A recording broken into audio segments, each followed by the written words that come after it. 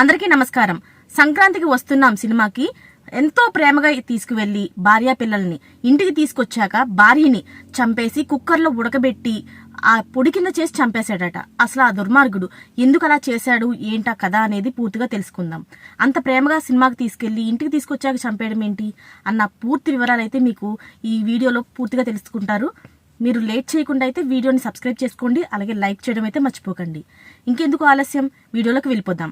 రంగారెడ్డి జిల్లాకు చెందిన గురుమూర్తి భార్య శవాన్ని కుక్కర్లో ఉడికించి కిరాతకంగా చంపిన కేసులోని పోలీసులు సంచలన విషయాలు బయటపెట్టారు. అయితే మర్డర్కు ముందు భార్య పిల్లలతో కలిసి సంక్రాంతికి వస్తున్నాం సినిమాకి వెళ్ళినట్లు తెలిపాడు. ఫ్యామిలీ అంతా కలిసి హ్యాపీగా మూవీ చూశారట. ఆ తర్వాత పిల్లలను అమ్మమ్మ ఇంట్లో వదిలేసి భార్యతో పాటు కలిసి ఇంటికి వచ్చాడట. ఇంటికి వచ్చిన భార్య తనతో గొడవ పెట్టుకుందని, ఈ క్రమంలో కోపం వచ్చి భార్యను గట్టిగా గోడకేసి కొట్టడంతో ఆమె చనిపోయింది. దీంతో ఎలాగైనా సరే శవం మాయం చేయాలి, కేసు నుంచి తప్పించుకోవాలి, ఇది తప్ప మైండ్లో వేరేదేమీ నడవలేదు. అయితే ఆ టైంలోనే ఒక ప్లాన్ చేశాడు గురుమూర్తి. సినిమా లెవెల్లో కూడా స్కెచ్ వేశాడు. భార్య శవాన్ని ముక్కలు చేసి కుక్కర్లో ఉడకబెట్టి ఎండబెట్టి పొడుగు చేసి మరి చెరువులో కలిపినట్టు పోలీసులు తెలిపారు. అసలు ఈ క్రైమ్ స్టోరీ అంతా ఎలా జరిగింది ఏంటనేది మీకు పూసగుచ్చినట్టు వివరంగా చెప్తాను. అసలు ఏంటో చూసేద్దాం ఇప్పుడు. ఆంధ్రప్రదేశ్లోని ప్రకాశం జిల్లా జేపీ చెరువుకు చెందిన గురుమూర్తి అనే వ్యక్తి గతంలో భారత ప్రభుత్వ సంస్థ అయిన DRDOలో అవుట్ సోర్సింగ్ విధానంలో సెక్యూరిటీ గార్డుగా పనిచేస్తున్నాడు. అతను కుటుంబంతో సహా హైదరాబాద్లోని జిల్లెలగూడలోని నివాసం ఉంటున్నాడు.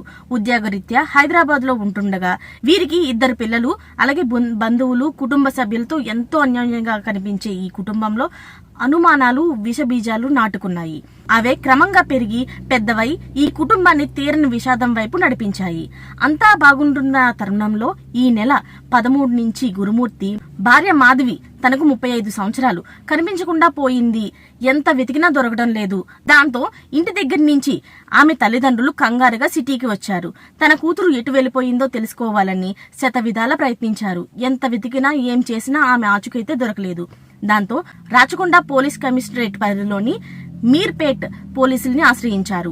ఆమె తల్లిదండ్రులతో కలిసి పోలీస్ స్టేషన్లకు వెళ్లిన గురుమూర్తి తన భార్య గురించి ఆవేదనగా మాట్లాడాడు. ఇంట్లో విషయాలకు అలిగి వెళ్లిపోయిందా లేదా ఇంకేమైనా కారణాలున్నాయా అని పరి విధాలుగా ఆలోచిస్తున్న కుటుంబ సభ్యులకు పోలీసులు తల తిరిగిపోయే వాస్తవాన్ని తెలిపారు. ఆమె ఎటూ పోలేదని, ఆమె భర్త గురుమూర్తినే హత్య చేశాడని సంచలన విషయాల్ని వెల్లడించారు. హత్య అంటే మామూలు హత్య కాదు, అత్యంత దారుణమైన రీతిలోని ఆమె ప్రాణాలను తీశాడని తెలుసుకున్నారు. అదే విషయాన్ని ఆ కుటుంబానికి తెలపగా వాళ్ళు కన్నీరు మున్నీరుగా విలిపించారు. హత్యకు దారితీసిన కారణాలపై పోలీసులు దర్యాప్తు చేయగా ఆమె పైన అనుమానమే ఈ దుర్మార్గానికి కారణమని తెలిసింది. భార్యను అనుమానిస్తూ ఆమెతో తగులు పెట్టుకుంటూ గురుమూర్తి ఆమెను శాశ్వతంగా తొలగించుకోవాలని ప్రయత్నించాడు. జనవరి 13న దారుణంగా హత్య చేసి ఆమె మృతదేహాన్ని ఎవరికీ దొరకకుండా ముక్కలు ముక్కలుగా నరికేశాడు. వాటిని ఎలా మాయం చేయాలని ఆలోచించిన నిందితుడు గురుమూర్తి ఆమె మృతదేహాన్ని కుక్కర్లో ఉడికించి ఈ విషయం తెలుసుకుని అంతా కూడా షాక్ అయ్యారు. ఆ తరువాత ఆ ముక్కల్ని జిల్లెలగూడలోని చందన చెరువులోని పడేసినట్లు పోలీసుల దర్యాప్తులో వెల్లడైంది. విషయం తెలుసుకున్న పోలీసులు నిందుడిపై పలు సెక్షన్ల కింద కేసు నమోదు చేశారు.